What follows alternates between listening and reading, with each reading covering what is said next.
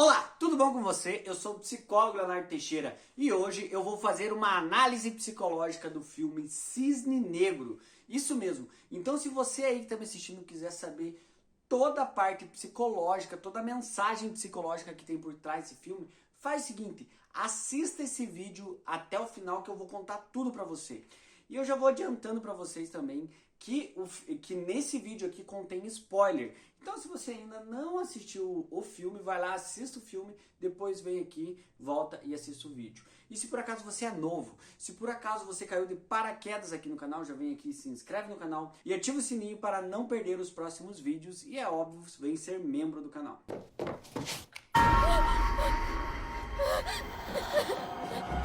Bom, se você assistiu o filme, você viu que conta a história da Nina, uma bailarina que consegue o papel principal para uma peça, não é mesmo? Você viu, eu não vou ficar narrando o filme aqui. Mas o mais interessante de tudo isso é toda a trama e o terror psicológico que o filme passa. O filme deixa evidente que a Nina sofre com transtornos mentais. Porém, todavia, não deixa muito explícito qual transtorno mental, qual patologia, qual psicopatologia que a Nina tem. O filme deixa em aberto, deixa para as pessoas interpretarem, não dá uma resposta pronta e eu particularmente gostei muito disso. Mas fique calmo que nesse vídeo aqui eu vou trazer para você agora algumas hipóteses diagnósticas que a Nina pode ter e principalmente alguns pontos psicológicos que talvez você aí que está me assistindo não percebeu.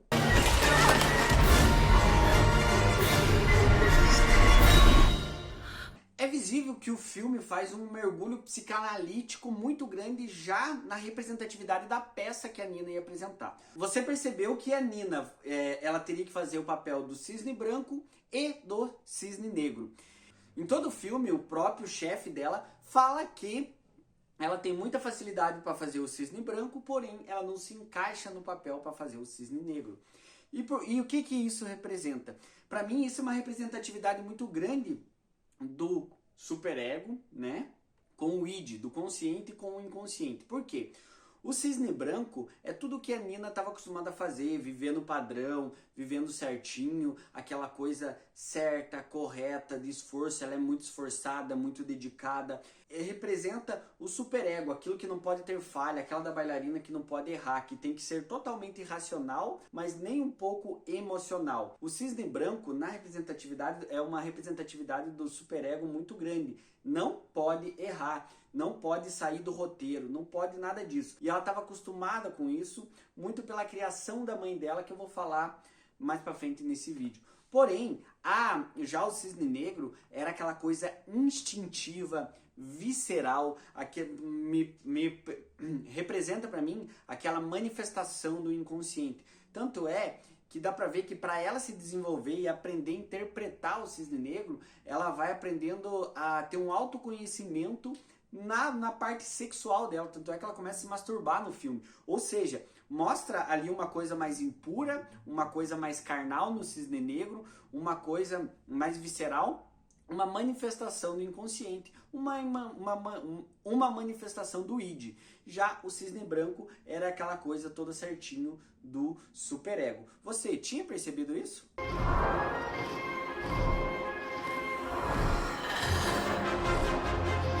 Mas afinal, qual é o diagnóstico da personagem principal? Você deve ter percebido que no filme aparece inúmeros sintomas dela, alucinando, vomitando, aparece ela se arranhando, aparece ela fazendo um monte de coisa, aparece ela muito cansada. Mas eu trouxe aqui algumas hipóteses diagnósticas para você. Não tem como eu falei para vocês, o filme deixa aberto, não tem como com as informações que aparecem fechar um diagnóstico. Porém, todavia, tem algumas hipóteses diagnósticas que ficam mais claras. A primeira hipótese diagnóstica que eu trago para você é a síndrome de burnout. Por que a síndrome de burnout? Obviamente, você percebeu que provavelmente você percebeu que o filme mostra que o trabalho dela é completamente estressante. A síndrome de burnout é a síndrome do esgotamento profissional. Ou seja, para ela conseguir o papel principal do cisne branco e cisne negro, é completamente competitivo e mostra que ela estava trabalhando muito, que ela estava se doando muito no trabalho. Naturalmente as outras meninas do teatro começam a ficar com inveja dela, começam a xingar ela, escreve no espelho chamando ela de vadia, e ela vai se entregando, dando toda a energia dela para o trabalho. E consequentemente, com a síndrome de burnout, a síndrome de burnout deixa a pessoa muito esgotada, a pessoa fica estressada profissionalmente.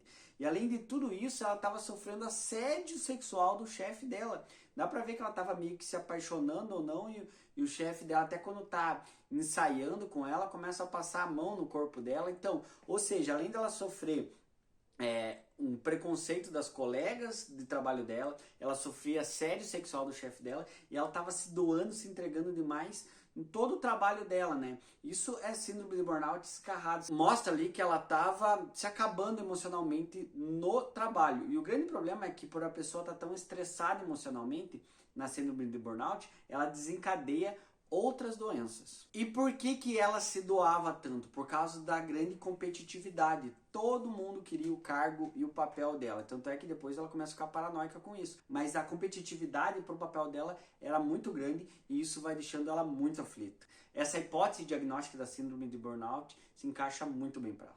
E ficou visível que ela não estava gostando, que ela estava rejeitando emocionalmente aquela situação, quando ela vomita. Quando ela está no trabalho, ela vai correndo pro banheiro, ela começa a passar mal com tanta pressão psicológica na cabeça dela, ela vai pro banheiro e vomita. Olha essa cena aí, ela inconscientemente jogando para fora toda a situação que ela não gostava do trabalho dela, jogando para fora através do vômito. Olha isso.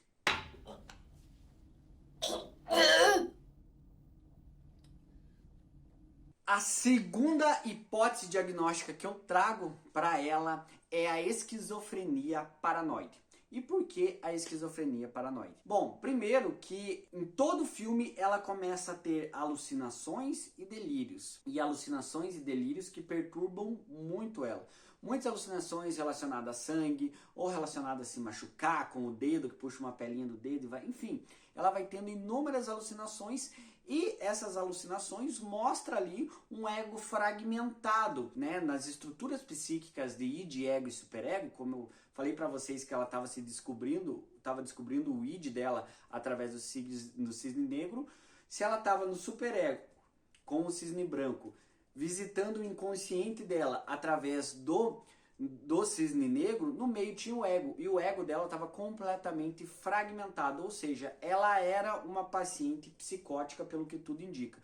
O ego estando fragmentado, ela estava tendo alucinações visuais, né? Ela tinha alucinações com machucado, e ela tinha alucinações algumas vezes que ela estava vendo ela mesma em alguns lugares. Ela teve uma alucinação que ela estava transando com a amiga dela. Só aí já percebe que é uma personagem com psicose, mas e o porquê da esquizofrenia paranoide? Se liga nessa explicação. Se você prestou atenção no filme, você deve ter percebido que a Nina começou a ficar meio paranoica.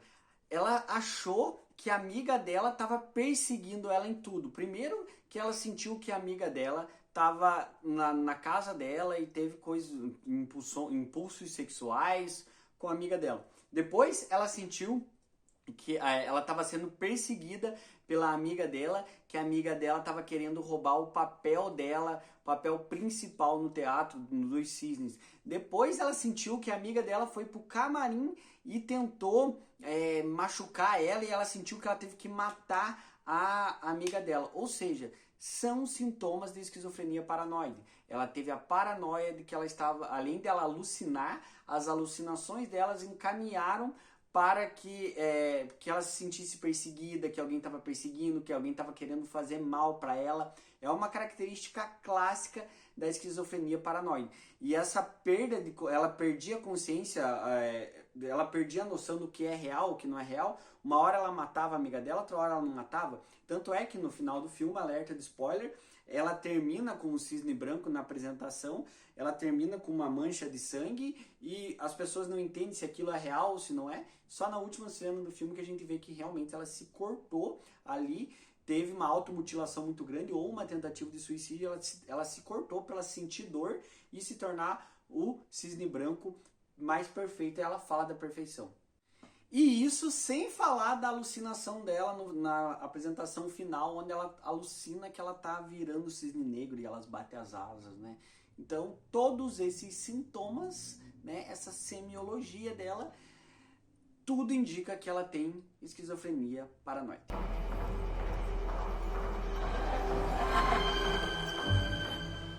E a última hipótese diagnóstica que eu trago aqui para vocês é evidente, para mim não tem como não deixar de perceber que ela tem um transtorno alimentar muito grande. Eu pensei na bulimia, mas, porém, todavia, eu acredito que ela tem anorexia nervosa. Por quê? Ela tem uma distorção de imagem corporal muito grande. E ela busca a perfeição. Você deve ter percebido que ao longo do filme ela tá muito magra. Ela tá muito magra. Até tem uma hora que ela vai colocar a roupa dela, que é estilista, fala pra ela, você perdeu peso. Ela tá bem magrinha mesmo. E ela também, ela vomita durante todo o filme. Eu falei aqui também que é para expulsar, é uma manifestação do inconsciente, mas é uma cobrança muito grande, além de ser uma manifestação do inconsciente, né? É uma cobrança muito grande para que ela não ganhe peso, para que ela não perca o papel principal. Além disso, também ela não quer comer, ela quase não come no filme. Que a mãe dela comprou um bolo para ela para comemorar, porque ela pegou o papel principal e ela se recusa a comer o bolo. A mãe dela fica até meio braba e quer jogar o bolo no lixo. A mãe dela só molha o dedo no chantilly e passa na boca dela. Ali mostra sintomas clássicos da anorexia nervosa, como a distorção de imagem corporal. Ela se sentia um pouco mais gorda, né? Dava pra ver isso, que ela não estava se sentindo boa o suficiente. Ela não queria comer de jeito nenhum, ela ficava vomitando o tempo todo. Você percebeu isso? Você concorda com essas hipóteses diagnósticas, sim ou não? Tá muito grande pra mim. É uma comemoração, só dessa vez. Meu estômago ainda está embrulhado. E é muito interessante também a função da mãe dela no filme. Eu só acredito que ela só sofreu tanto. Eu acredito fielmente que ela sofreu tanto assim ao longo da vida dela, que talvez até desenvolveu esse transtorno alimentar dela, muito devido ao comportamento da mãe e a influência da mãe sobre a vida dela. Por quê? Porque a mãe dela era completamente narcisista, manipuladora e projetava nela. Por quê? A mãe dela era uma ex-bailarina frustrada, elas até discutem sobre isso. Ela não conseguiu ser o que ela queria. Ou seja, ela projeta para a filha dela todos os sonhos reprimidos, os fracassos dela na filha dela, como quem diz assim, filha, pegue o meu problema que eu não resolvi e o meu sonho fracassado e resolva pra mim. E joga isso tudo em cima da filha dela. E é por isso que a filha dela se cobra tanto, cobra a perfeição ao longo do filme. Ali é notório o mecanismo de defesa, projeção. A mãe projeta pra ela e, consequentemente, ela internaliza tudo aquilo, ela introjeta tudo aquilo e ao longo da vida dela, do desenvolvimento humano dela, ela vai negando que a mãe fez isso e só vai percebendo ao longo do tempo. Ela percebe isso a hora que ela dá um basta e bate a porta na cara da mãe dela e sai de perto. Obrigada. Não é isso. Estou falando em relação à minha carreira. Que carreira? Mas é isso aí, eu quero saber de você que está aí me assistindo. Você gostou do filme? Sim ou não? O que você gostou o que você achou do filme? Eu gostei bastante. Pra mim, eu senti uma coisa muito reflexiva dentro desse filme. Não foi um filme tão visceral pra mim, mas foi uma coisa reflexiva, né? Pra eu pensar no que estava acontecendo e pra eu refletir no diagnóstico dela. Mas eu quero saber de você. O que você sentiu ao assistir o filme? E você gostou do filme? Não gostou? Você concorda com o que eu falei? Não concorda? E além disso, comenta pra mim aqui embaixo. Tem algum filme que você aí que tá assistindo quer que eu faça uma análise psicológica? Comenta pra mim aqui embaixo.